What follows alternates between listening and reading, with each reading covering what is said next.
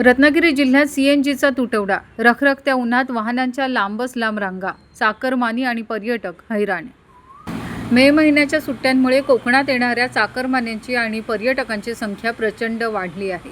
मात्र या वाढत्या गर्दीचा मोठा ताण जिल्ह्यातील सीएनजी पंपावर पडत असून इंधनासाठी वाहन चालकांना तासनतास रांगेत उभे राहावे लागत आहे। रखरखत्या उन्हात ताटकळत उभे राहिल्याने प्रवासी आणि स्थानिक रिक्षा चालक पूर्णपणे हैराण झाले आहेत। दापोली, खेड, चिपळूण, संगमेश्वर, रत्नागिरी, लांजा आणि राजापूर येथील सीएनजी पंपावर वाहनांच्या लांबच लांब रांगा लागल्याचे चित्र दिसत आहे। तसंच पर्यटकांच्या चारचाकी वाहनांमुळे पंपावर मोठी गर्दी होत आहे।